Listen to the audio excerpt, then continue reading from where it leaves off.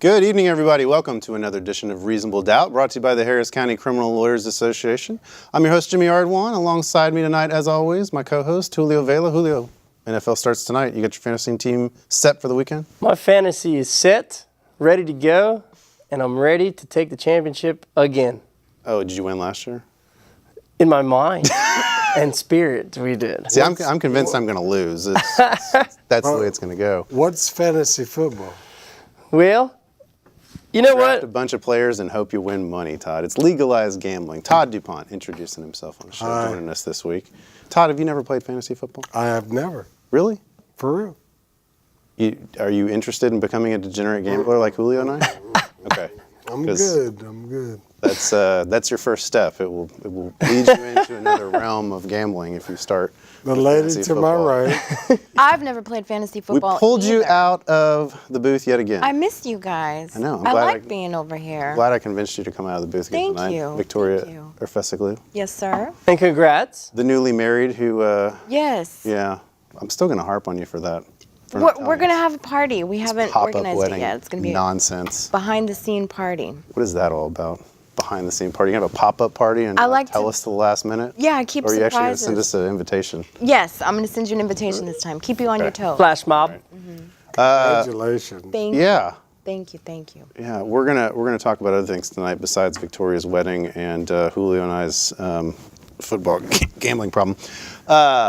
We'll be with you the next hour. 713-807-1794 is the number if I could spit it out correctly, when we open up the phone lines in about 30 minutes or so. We'll also have Twitter up at HCCLA_TV. You can tweet us your questions and comments for us there. But guys, let's start. Obviously the big news this week is the congressional hearings, the confirmation hearings for Brett Kavanaugh. 3 days now. We're in day 3. And there's been a lot about it. I mean, look, obviously the start is Merrick Garland didn't get a hearing 2 years ago. That has started this whole thing off on bad footing. From the dim side, let's call it. Yeah. I mean, so the hearing started off in a raucous moment where the Democrats tried to ask for a continuation. I found it rather ironic that Kamala Harris was saying we just got 42,000 documents dumped on us the night before this hearing and we need time to prepare to ask questions. I mean, how many times have you had a prosecutor, as she once was, dump 42,000 documents or more, or witness statements or anything like that on the eve of trial, and you have to get ready for it? But, you know. Well, then they said there's like 100,000 more. But who cares? They're not going to review them. They weren't going to review them. They don't have time to The bottom review line is the Democrats were always going to vote no, which is their right to do so. This is just, but. Morris broke rank today. You mean Booker? Oh, you're talking about. Go what you were there. Senator. Yeah. Broke rank today by, we're not necessarily sure if they're confidential, but he did reveal allegedly confidential readings. Yeah, that was Booker who did that from New Jersey. Right, who's allegedly going to run for president. Right. Who doesn't care. If he gets thrown out of the Senate. Which is incredible. I mean, we're in some strange times. I read those emails. Maybe I'm just not following at the level that they are. I read the breach of these email or these writings that were produced. Right. What was catch me up to date? What was the point of those? I mean, the point ostensibly was you're not supposed to release confidential or classified, depending on how you read that, things to the public. But why those? I didn't find them to be. They were marked that way. I mean, look, it's all. At the end of the day, what this is the politicians making a show of this whole thing. I personally think they need to do away with this stuff. and just go to written questions. I mean, and we don't need to have these hearings. I mean, the bottom line is the guy's been a federal judge for 12 years. If you don't have enough to question him on based upon the opinions he's written on the D.C. Circuit, based upon the answers he gave the last time he was confirmed, based upon the stuff he did when he was in the White House, if you don't have enough to ask him questions for a vote you're ultimately going to say no on anyway, then why do we need to go through this exercise? Just send him the written questions and everybody sends in their votes. Maybe part of it is the public awareness, because on and off today I was kind of listening to some of it, and this is, I don't know if you want to talk about the substance of things, but whatever this you is want to talk a about. person who, I think one of the things he said, I picked up on too, was that contraception is an abortion-inducing drug. And then another thing that at some point he spoke on a panel and he said that he was of the mind that the president can never be indicted for anything. And I get presidential immunity, but I think that somewhere there should be a line about that. Well, you question that because ultimately, the way things are going, that issue could actually become at the forefront of the Supreme Court. Right. In the very near term. Right. By him being placed on the Supreme Court. Correct. By our president. Yeah. Right? But maybe that's part of the benefit of having the confirmation hearings, that public becomes hopefully more aware of his position on some of these issues than somebody who's just questioning him based on opinions. Because let's face it, the public at large is probably not going to go back and read Kavanaugh's opinions that he rendered as a judge. I mean, it's just not going to happen. So maybe that's part of the appeal of having this. They say that he says Roe v. Wade is settled law, but he has there's all these other opinions or thoughts and comments that that's a big problem, and it very well may not be settled law in his mind. I don't know. What says you? Well, that's not true. Roe v. Wade is settled law, and the SCOTUS has to follow stare decisis. There is a recent case that there is a kind of distinguishing point. I did not get the point. I don't follow that distinctly. But I don't think it's going to overturn Roe v. Wade. Speaking of abortions and such, there was an opinion that was rendered this week. A federal judge decided to say, hey, look, Texas and this new law that Fetal burial law. You're going to have to bury the remains of an aborted child, Fetus. This federal judge said no. Sorry, I don't know if it was like some sort of injunction, or if it was an actual overturn of the law, or that it paused. I'm not sure, and I'm sure it's going to, be appealed, and it's going that way. I mean, that's kind of the thing is though. Look at all the effort we're placing on one Supreme Court justice, right? And the reality is the Supreme Court only hears a fraction of the cases that are decided in this country. Now, albeit they are very important issues, but they are so wide-ranging that the effect that some of these cases have are it's not on a wide swath of people. It can be a very narrow issue that they are deciding sometimes, but it's based upon maybe a conflict of law or a political question or something like that. But I mean, they do not hear very many cases, and yet we are putting all this effort into the confirmation of one judge. And how many district judges are appointed? You don't see district judges having this kind of hearing. And district judges arguably have more day-to-day power on people's rights in the justice system, because think about it, especially on our clients in the criminal justice system. A federal district judge has the power to let in the evidence that ultimately is decided at the Fifth Circuit and then at the Supreme Court. Surely, and I know that you know this. Yeah. The SCOTUS opinions, certainly ones that have stood the test of time, still matter to the everyday person and our everyday lexicon and how we deal with things. And so Of course, we've seen shifts, and now we don't have. We're trying to put somebody in that could shift the way the Supreme Court thinks about things. And when you think about it from a global scale and like consider globalization and our international framework, like the Supreme Court has historically been a sort of window for the international community on our American thinking, because it speaks volumes that. But like, our some of president doesn't. Right, our president doesn't, but What about the op-ed this week? Incredible. Yeah. Incredible. Yeah. Well, but I mean, look. But Kavanaugh. I mean, objectively, if you look at him, he is eminently qualified to be a Supreme Court judge. All the CNN pundits said the same for the last 2 days. And Merrick Garland, same thing.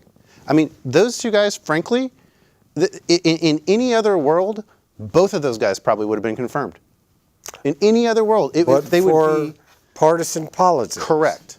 I mean, but for where we're at right now, I bet Merrick Garland would be on and Kavanaugh would be on. All right. Well, But is it so bad that they're going through this process? I mean, I think that this process should be expanded for local elections too, and for other judicial candidates.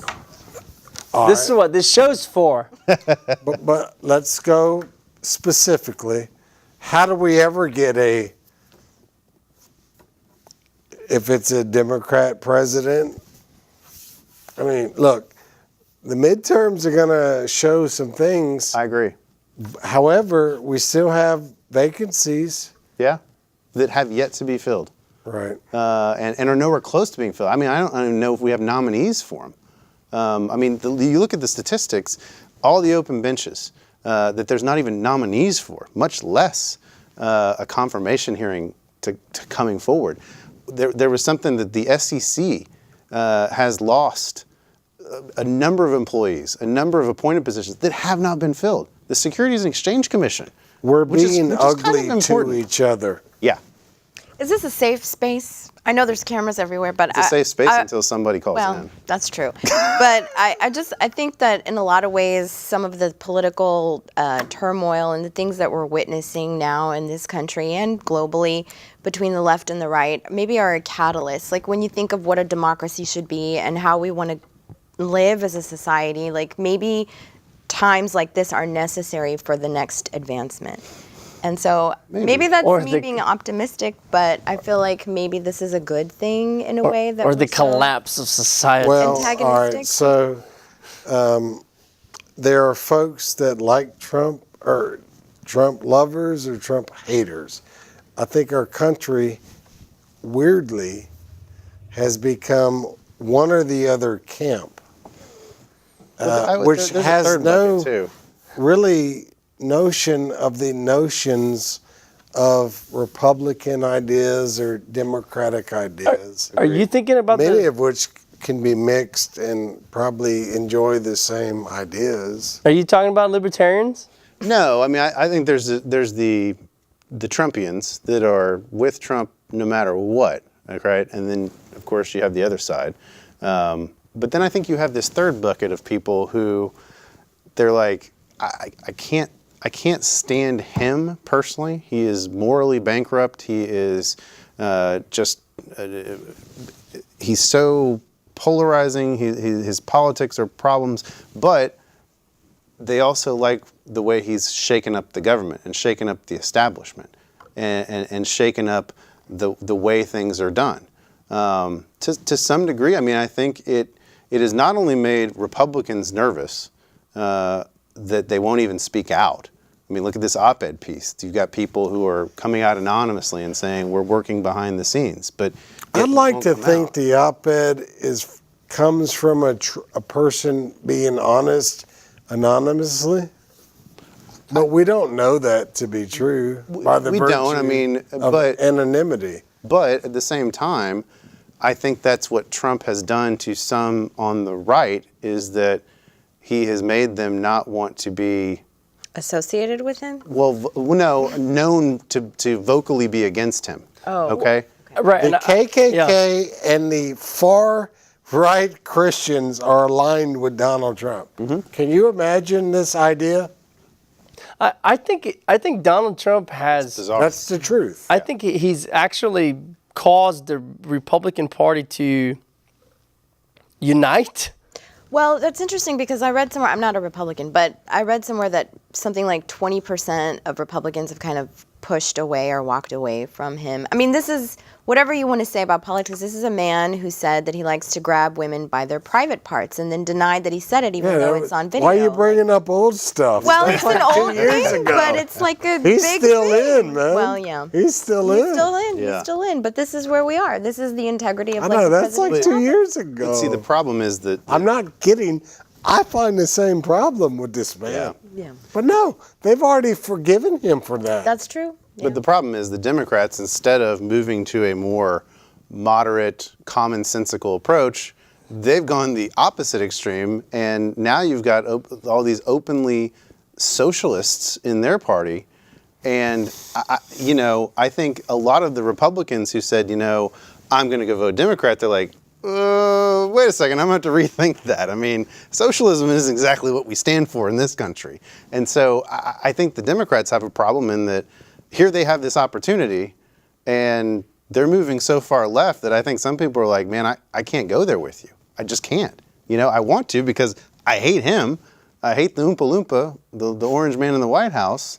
But, man, I can't go there. Have you seen that meme? Stand for something even though you've made it up. With Trump. Is it because of the Nike stuff? Yeah, and it's Yeah. Trump, and it's like, stand for something, sacrifice it all, even if you made it up, or whatever it is.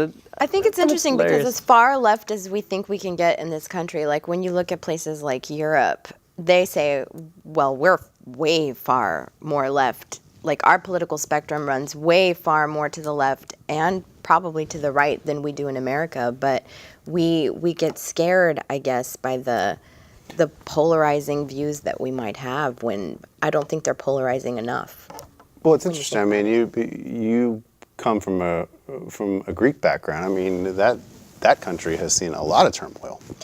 Right. How far back do you want to go? We're talking about antiquity I mean, it's a I'm long just talking history. about in recent times. We don't have to Sure. go all the way back to The Spartans? Yeah, Okay. the Great Wars. Okay. Of all that. But I'm just talking about they're just in recent history, the political turmoil. I mean, the last 25 years. Right. They made good on their loan, right? Well, Recently. if you want to talk about economics, like a lot of the things that we saw in this country, like with the subprime mortgage crisis, are things that had not happened yet in Greece. And so then when they're happening now, it's getting, and you have to remember Greece modernly is such a small country compared to America. Like the deficit, I think, is less than what the state of California's deficit is. But I could talk about this for a whole show. There's a lot of financial issues that aren't being addressed, like World War II reparations. Countries like Italy got theirs, but we never got ours. And like most of our debt is owed to the IMF and to the Germans. Like, why can't we get forgiveness if we never got our reparations? But I heard they've made good on the German debt. Well, we got, I think, recently. a couple more renegotiations of the debt. Can we talk about Harris County? Let's talk about Harris County. Yeah. But I want to finish up on the point on Kavanaugh real quick because I want to transition into Harris County. And I just want to say, we're trying to line up these candidates here to come on this show. And I really wish that people would invest the same amount of emotion, the same amount of investment in learning about what a judicial candidate stands for on your local level as you're learning about Brett Kavanaugh, as you did about Merrick Garland. Because like I said, the people at the lower levels, especially at the state level every day, they affect far more lives on a routine basis than our Supreme Court justices do, in my opinion. I understand you can sit here and argue about abortion and some of the bigger issues, but I'm talking about on a day-to-day basis of what happens in our courtroom and what happens to individual liberties. That's where it plays out, and that's where you see the effect. And we have an early phone call. Should we open up the phone lines this early? Open them.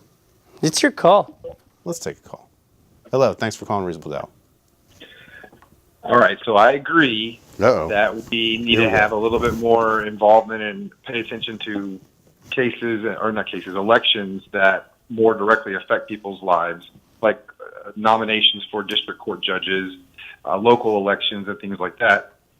But when you used your example earlier, Jimmy, of a district court judge not getting as much scrutiny for their nomination hearings or confirmation hearings than a Supreme Right. Court justice, but if Congress makes a bad decision and nominates or confirms an incorrect district court judge, you always fall back on the Supreme Court to come in and correct a bad decision that was made. Not right? unless it gets there.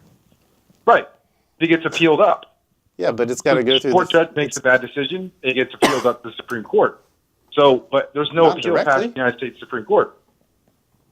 Right? It doesn't get directly there, though. You got to go through first. You got to go through the entire district court process. Then you got to go through Sure. the Fifth Circuit process, or whatever circuit Sure. you're in, and then you have to hope that the Supreme Court, out of the 10,000 cases or more that petitions are filed for, actually would take yours.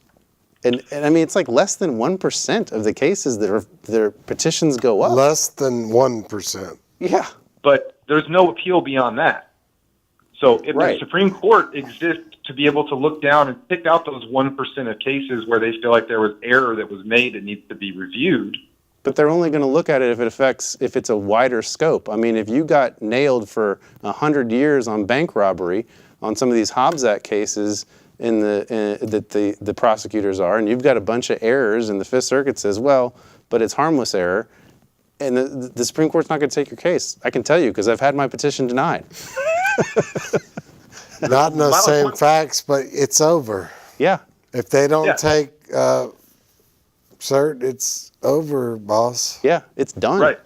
So I mean, I can understand why we should scrutinize district court judges like local election politicians more than we do our larger picture, big ticket items. Is this a local caller calling in right now? I think so. I was going to in say, fact, he's called in before. I recognize the voice. But I we don't open think up the that is phone a reason lines to other to people? minimize why we are the scrutiny that we give Supreme Court justices. If anything, we should just increase the scrutiny that we give other people. I agree with that.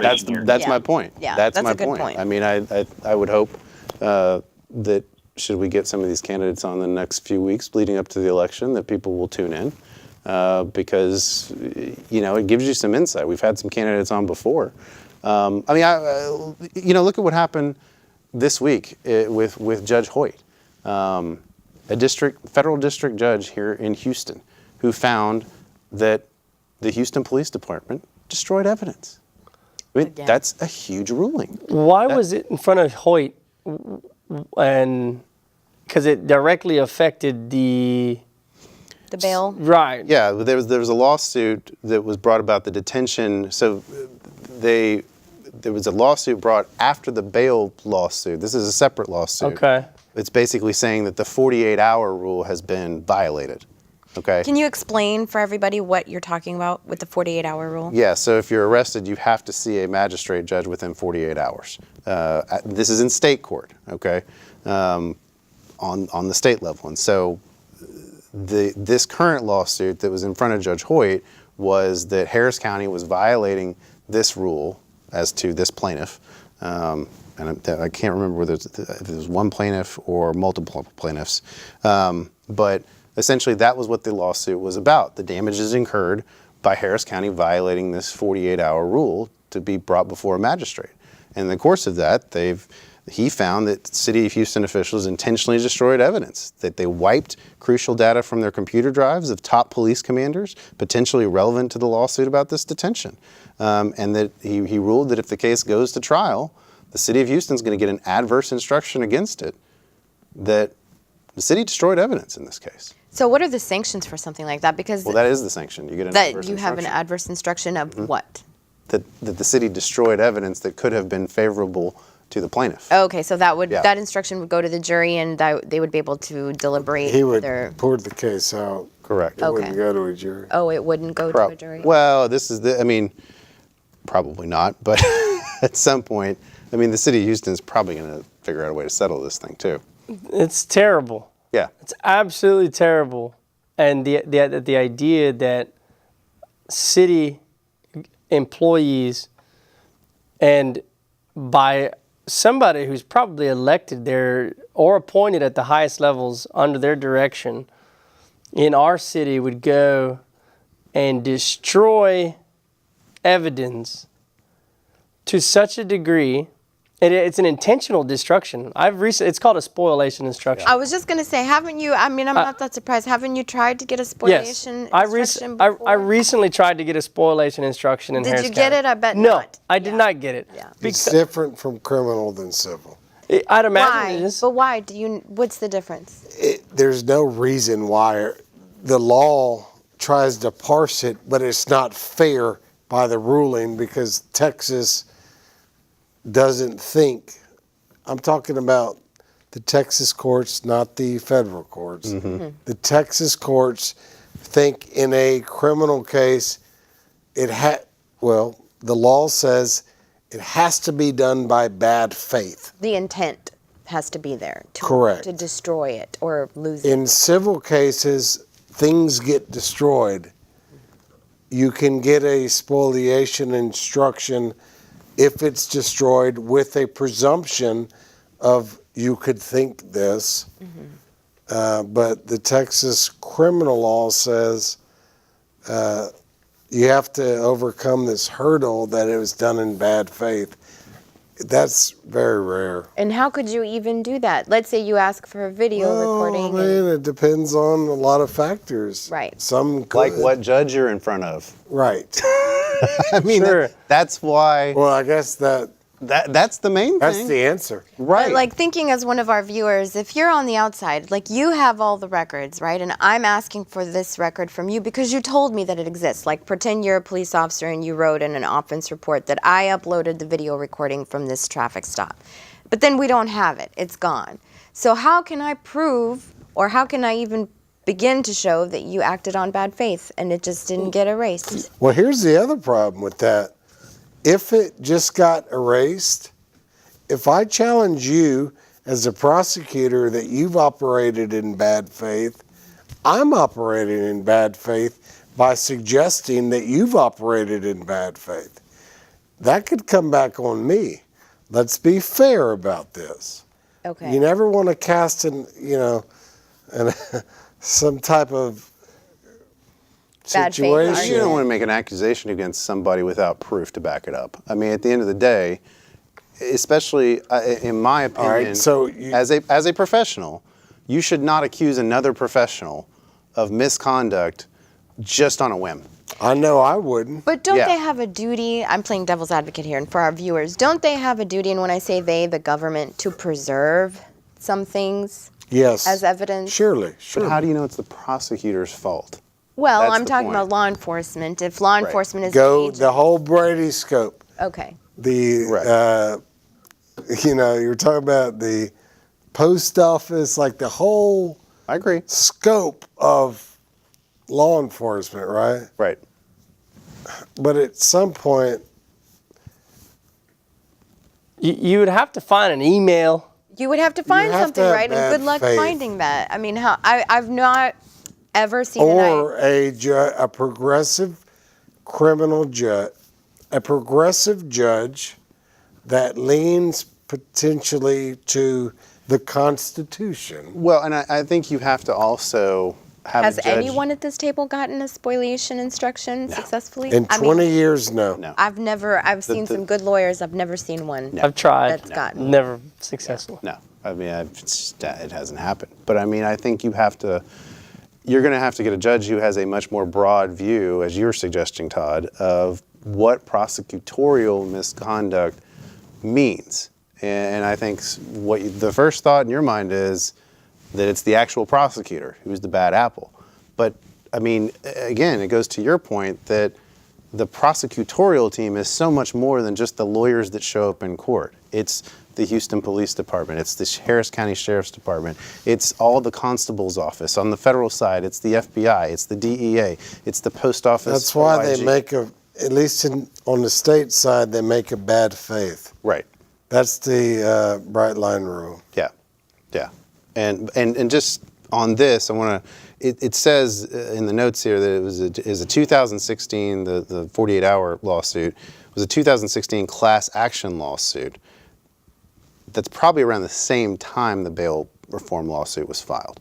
So I don't know whether this one, But to me, there's another federal judge, not Melinda Harmon, but Judge Rosenthal. Rosenthal. So there's two sitting over there? that are dealing with. Well, That's I how guess they're two different cases. Was what They're two Jamie different is saying. cases. It's Yeah. two different lawsuits. This is not the bail reform lawsuit. This was another lawsuit, I think probably brought around the same time, maybe a little before. I'm not exactly 100% sure the filing date of the bail reform lawsuit in front of Judge Rosenthal, but this one was a 2016 class action dealing with warrantless arrest between 2014 and December of 2016. And speaking of this, of releasing individuals on unsecured bonds or on bonds, there's been recent changes to what's going on with the bail lawsuit. Yeah. And what we've seen now so we used to see an individual get arrested, then he'd get a personal recognizance bond, and then they'd get and then if they got rearrested for whatever reason, they'd get an unsecured bond, and that process would continue. But the sheriff's office is now not ordered to give somebody an unsecured bond for specific types of misdemeanor offenses. But on the unsecured, would it be like 500,000? 2,000. I've seen them at 2,000, 3,000, 5,000 on an unsecured bond. So you could have a PR, catch a new case, you're going to have to pay to get out? Now you're going to have to pay to get out.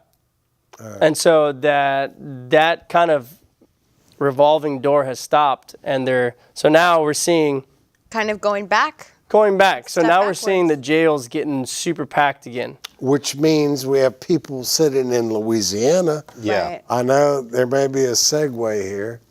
I think that's it. You want to talk about our Louisiana heritage for a little bit? But where do I begin? I'll start. I'll be very quick, and y'all can pick up. I had a jury trial set. Oh, no, I thought we were actually going to talk about UNI's Louisiana heritage as the segue. Oh, Gosh. we have clients sitting in Louisiana in some weird town I've never even heard of. Some Perry. Which is not really all that unusual, even if you're from Louisiana, to have never heard of a certain True town. that. Point is, Which town are they in, by the way? I can't tell you. I don't know. I can't recall it. There's Harris County sheriffs are sending humans that are incarcerated to towns in Louisiana, apparently that have resets longer than 45 days, regardless if they're set for trial or not. I'll pass it to y'all. I had a client set for trial, went to go to jail to see him, maybe a week ahead of time. They said he was in Louisiana. The day before our jury trial, they brought him back. I could not get his clothes or things for this person to get ready for jury trial. It's okay. So they're shipping individuals out to Louisiana. The jails are already overcrowded. They're not giving unsecured bonds now. So They're not notifying anybody. Like They're not families or notifying trial anybody. counsel. Yeah. And now, if we have to if he's set for trial, and for example, your caseload deals with 5 to 99, 5 to 99, 5 to life in prison, all of that every day, all day, and they're in Louisiana, and they're already griping about the county is about vouchers. They're increasing our minimum loads for appointed cases, But not our pay. but not the pay. And so now You got to go to Louisiana. we got to go see to your Louisiana, client. and we Wait, should be no, billing but- every freaking hour for Good it. luck getting What I paid. understand is where they're positioned, we can't go visit them. Oh, really? You can't even go visit them? Correct. I did not know that. I thought that as counsel, you have the right to see them all the time. By law, you do. But okay, welcome to. By Okay. understanding what I have been told, because I asked a judge that I work with, do you mind paying me to go drive 3 hours to Louisiana to visit my client that has a trial on It's going to be more than Monday. that. I just looked it up. So they're being held in Jonesboro, Louisiana, which is Where? just east of Shreveport. That's North Louisiana. Okay. 5 or 6 hours. 232 miles away per Google Maps. And they, I'm they told say 4 hours and 54 minutes. We cannot visit. There's no visits there. Wow. Well, it's a private prison. It's a private correctional institute run by, Yeah.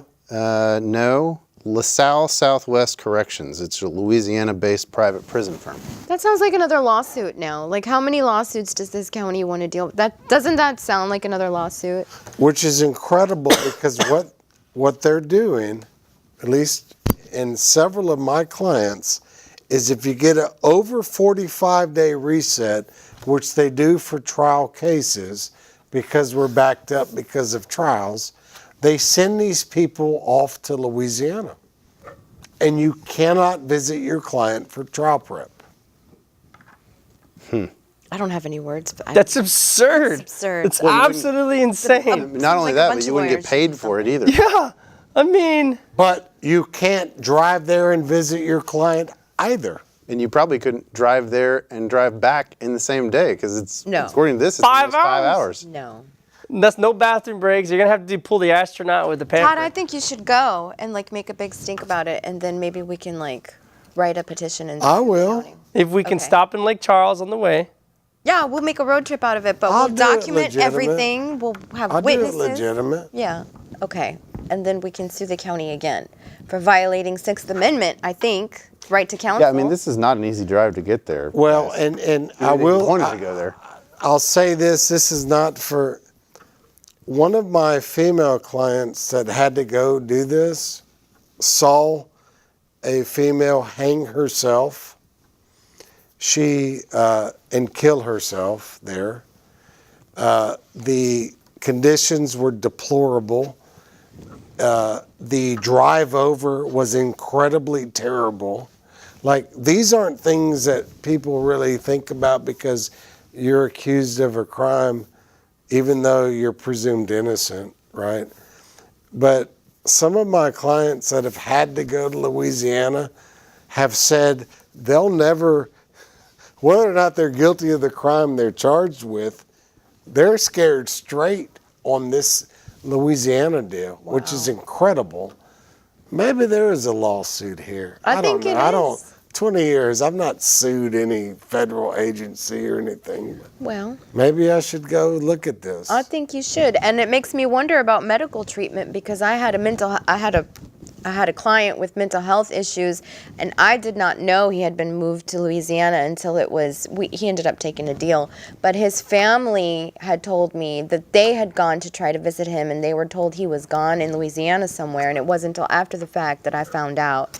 And he had medication, and I asked him, like, did you have your medication while you were there? Because nobody told me they were going to move you. All right, I guess I'll have to figure this out. So, but because these guys and girls are pre-trial, they're in the custody of the sheriff. So this is the sheriff who is making this deal, right? With, The well, the consent of- sheriff's jail has expanded. So they've cut a deal. Right. It's some far place in Louisiana. Yeah, it's east of Shreveport, and it's not easy to get to. It's not like you can take interstate. You have to take the back roads, which, as you and I both know, there's going to be a lot of speed traps of some local parish You better believe sheriff it. shaking What gives you down. them the authority to move people across state lines? Doesn't that make it a federal? I might be completely wrong about this, but I don't know what what is gives it, the like a sheriff security authority. reason that they're allowed to do this without any I mean, notification or anything? Like, we don't matter, like lawyers don't matter. Like, well, I mean, the other question is too I don't know the answer to your question, but they're in the custody of the sheriff, who ultimately does he just have unilateral authority to make this deal, or does he have to go to commissioner's court? Who does he need to get? I suspect between you and I, we're going to figure this out in the next couple weeks. I'm excited. Because they're doing this. yeah. Yeah. I'm going to call in next week and ask about your progress. Well, and the other thing we should open records, honestly, is how many people have been killed or have died in these situations. Now, we can't make those clients. However, that could yield a result of how punitive this is in terms of it's just wrong. Like, okay, CJA panel, I have to go to Conroe to visit a client. I mean, Lord knows, driving 1 hour, woe is me, it stinks. Yeah. But it's an hour. Okay, I'll deal with it. It's still within the Houston metro area. Yeah, it's a Conroe. Yeah. It's a Conroe. But, Conroe's growing. They've got... Exxon moving out. Kind of Kingwood, or not, It's Montgomery kind County. of Montgomery Woodlands. County. It is Montgomery It's County. kind of Woodlands. But no. But if you got to drive way up there, no. 5 hours. I drove 5 hours to the Rio a couple weeks ago. It's terrible. 5 hours? I'm done visiting. I mean, come on. Any 15 minutes. Yeah, we got 15 minutes, and we got no calls. Well, come on. Anybody want to holler? No calls, no tweets. Nobody wants to talk to us. I bet a lot of people are watching doubt football. It's opening night of the NFL season. Who's playing? Eagles and Falcons. So we're kind of up against that. They're in shock about all this new information we just laid on them. Yeah. They have to process They're it. absorbing it. Yeah. And they're probably tweeting about Kavanaugh rather than us. How- That's their main thing. What about the guy who escaped custody today at the courthouse? What's the epilogue on him? I don't know. What's the latest news? There is one, I believe. They got the wrong dude. Yes. All right. Big surprise. Yeah. So what's the story of how this guy even... I don't know how one would be able to escape from some of the highest levels of the CJC, the criminal justice building. I mean, navigating the elevators alone, the guy deserves some kind of recognition because... The guy had to have spiraled down the... there's no way he got in the elevators. I don't know. No? Okay. I don't think so. How? Well, hold on. I'm not suggesting that one should do this. Perhaps his lawyer said, dude, you have a warrant out. And he goes, all right, I'm going to run to the restroom. No, this guy was actually in custody. He was in custody. He was in the That's box. the thing. Yeah. Yeah. He was in the box and then did like this bolt out. He just ran out of the room. Well, the sheriffs were not watching. And then they arrested the wrong black dude. Straight up, they're like, I got him. Oh, okay. So here's so he was free on bond.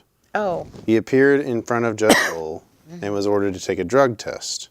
When the results came back, he was ordered in custody, took off. Okay. I What feel judge? like that makes it a little bit easier than, don't you think? Because there's so many people and so much confusion sometimes in the morning. Like, you could probably just make a run for it and... What judge was it? Roll. Oh, Judge Roll. When you know you're going to pee hot, you probably don't go back. Yeah. And he actually did, but he did take the test. He took the test. Okay. So he goes, takes the test, knowing it's gonna be hot. No, but you still risk that. Maybe Say you bolt on the way to No, 49 San Jacinto, no, man. but maybe Yeah, you that's drank probably what I enough would do. water. Or maybe you brought a Wizinator with you. Just Yeah. chugging in water. Yeah. So I took a CLE a couple years back on these instruments is what they're called, or machines. The instruments that test the urine. And the guy who was running the program said there's 3 ways to beat the drug test. Oh. The first one is any sort of Visine. A drop of Visine in the urine will contaminate the entire sample. So number 1 is Visine. You sure you want to be telling people this? I think you should be telling This people. was Educate this us. was on a CLE. It Yeah. was a CLE. CLE? It was a CLE. It was approved by the state bar. It was a CLE. It was one of them thrown by the Houston Bar Association. The second one was you have to drink at least 2 gallons of water. Yes, I've had a client be in that situation. It's a lot of water. A lot of water. You got to do 2 gallons of water, and that will dilute How the sample long? enough. But I think the results come back like negative diluted. Yeah. Of course do it they again. do. Right. They're prepared for that. Yeah, they're prepared for that. And I'm sure they're prepared for the Visine, but And the third one is bleach. bleach will contaminate the sample. So, for example, if you douse your hand in bleach and then urinate, I guess on your hand and then through onto the sample, it will contaminate the sample. Now, they watch you pee, so Well, it might be easier good for a luck dude with that. to get away with it, maybe. This was about 5 years ago, so I don't know if they've upped it. So kind of the funny little story that came out of this whole thing, and I owe the credit to our new best friend Carrie Blakinger, who tweeted this out, or retweeted this out. But apparently, HPD put the blame on Precinct 1. Precinct 1 promptly fired back with a tweet of its own saying, contrary to information released by Houston police, escapee Jaqueline Momon was never in Precinct 1 custody. So as Carrie said, Precinct 1 is throwing some shade at HPD right now. It's a total embarrassment. Yeah. I mean, this whole thing. And then HPD arrests the wrong guy. So We got him. Well, we got him. Destroying evidence, arresting wrong people, yeah. blaming it on Precinct 1. Nice. Everybody's Yeah. pointing this way. I know, but look, we do this enough to know that decent prosecutors will not prosecute the wrong person arrested. I mean, that occurs, surely. Yeah. But I certainly believe in Harris County, with a modicum of a decent defense lawyer, they're not going to see that some wrong person would be. I suspect he was released Convicted. immediately. At least upon they didn't realizing- shoot him. I wonder Well, how. that's- I wonder how they that's found different. out. You know, Can you that's- imagine if they shot the I mean, wrong? at least they didn't shoot him because they If- could have shot him and then it would be like, oh, we shot the wrong guy. But they would have found some reason to. Well, and I don't know if the guy that they found was like on bond for another case somewhere, and he was walking to court, or if it was just some guy on the street. Look, if I get swarmed by a bunch of police and I truly have nothing to do with anything, I might, if I wasn't so conscious of, I might get shot, I try to might protect yourself Yeah, I might do instinctively? something like. Yeah. You look like you did something Like today. a- What the heck Well, happened? that You was in a fight? my middle child. He did a flying elbow off the couch this Thought somebody weekend. jacked you up at the courthouse this Yes, yeah, right. No, it wasn't me. It wasn't me. But yeah, thank goodness this whoever was wrongfully placed into custody, he didn't End up getting shot. end up getting shot. Yeah. Yeah, I thought for a moment, Andrew Wright might have tagged you with a right hook. Haymaker. Landed right there. Boom. I thought your comment when you put Colonel Wright or whatever you did when you old schooled it. Yes. That's classic. That's Yes. going down in history.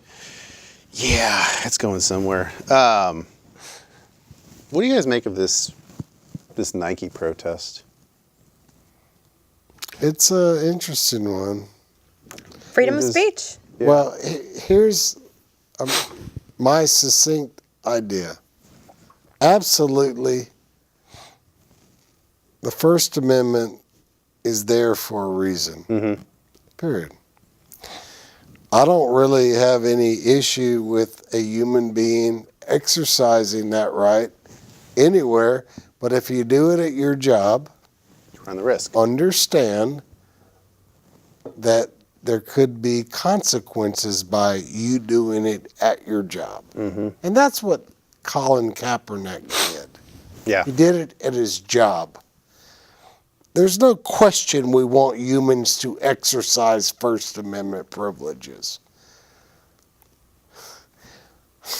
And there's no question that protesting the police and standing up to police misconduct is a good thing. Well, Do you think that people in certain positions, because they have a certain platform, have a higher responsibility to raise conscious awareness about certain things? certainly to some degree, but you risk your profession for that, and that's what he did. Mm-hmm. He risked his profession by putting his First Amendment privilege forward. Have you ever taken a stand for somebody who was considered unfavorable as a professional? I feel like you do it a lot. maybe. I know, but your question, I guess what I'm trying to get when at I is, take a stand, I try the case. right, you try the case because that's within the bounds of your profession. But I think, like, as a human, if you believed in something, what I know about Todd DuPont, and I could be wrong, but I think if you believe in something, you will take a stand for it, and you will shout it from the mountaintop. But my arena is a courtroom, and I'm thankful for what you said. Colin Kaepernick's arena was not only his profession, and arguably, yes, look, he was a good football quarterback. He had some rough. He had his moments. No, I mean, look, despite what people say. However, he put his beliefs in his work. And that's where the rub is. You think If there's some really- professions where you shouldn't do that? Here's where I think Kaepernick. No, you should do it if you believe it. Okay. But you have to understand, if you do it, there are repercussions. Yes. Sure. And That's what he received. right. I mean, look, if he had done I'm this, not saying it's right. I'm Right. saying that's what he got. Should expect it. right, if he had done this, for instance, at, say, Nevada, where he went to college, a state school, if he had taken a knee there, that's a state actor. You might have a different issue where you absolutely have a First Amendment right. I mean, you're allowed to protest on campus. They can't prevent you from doing that. Pink armband. Sort of thing. It's a governmental actor. The NFL is not a governmental actor. I mean, say as you might, they have a antitrust exemption and all this other stuff. They are not a governmental agency. But I don't understand why you're saying that, because the First Amendment protections for freedom of speech don't end because you have a certain job. Yeah. Yes, they do. they You do. could lose your Yes, job. they do. Yes, they do. But what? But how? And that's how they end. Would explain, because I think you still have First Amendment privileges Because and the rights. First Amendment only You could applies, lose your job, but that's a separate issue. it says right? only the state. Right. It doesn't say your employer, your private employer. Right, but he So, for didn't instance, do you could walk something. in, let's just say you walked into Walmart and you said, I want to work at Walmart. And you walked up to your boss the first day and said, F you, MF. And then they politely said, can you please leave? You had your First Amendment privilege to tell your boss, F you. Right. Yeah. I mean, They But I'm gonna also lose my had the job. same privilege Yeah. to tell you, have a nice day, do not come back to work here. Right. Right. But I think the bigger There's issue no is not difference. whether or not, I think the people backlashing because they're burning their Nike gear now. They're just Isn't stupid. that That's what we're silly. talking Have you seen about? the I guy mean, who, look, like, burned his I got feet some off? sweet old school Houston Oilers gear this week off Nike.com, and I am not burning that Now, stuff. what's That the ain't difference? What I just said at the Walmart versus Colin Kaepernick, there's none. right. He spoke out in his workplace Yeah.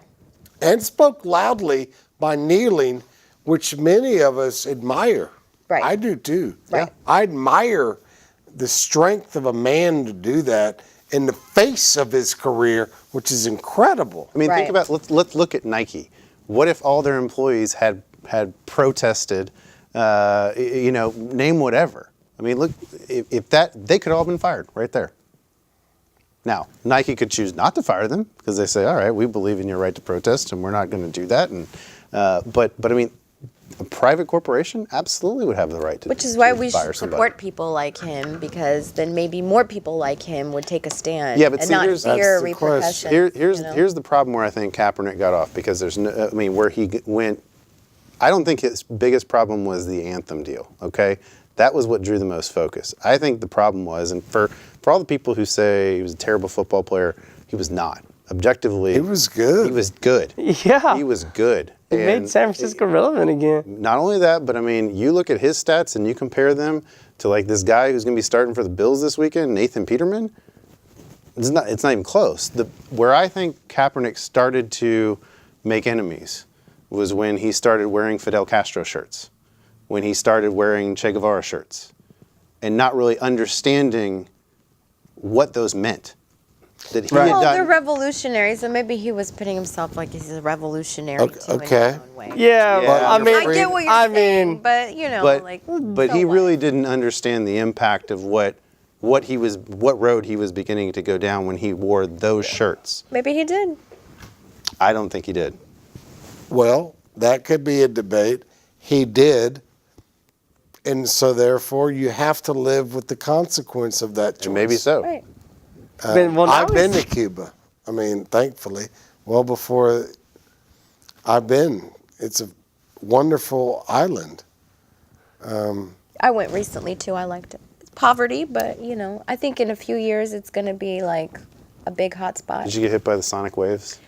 No, I didn't. Hopefully get hit by there's that. not Hopefully Whataburgers I don't know. and In 2 months, check McDonald's. with me. What's that? Hopefully there's not Whataburgers and McDonald's on every corner. Oh, I don't think that's going to happen. I hope not. Well, I hope not. We'll see. I know American capitalism, and sadly. It might happen. I mean, I wouldn't object to Whataburger. Well, I'd object to McDonald's. all right, thoughts.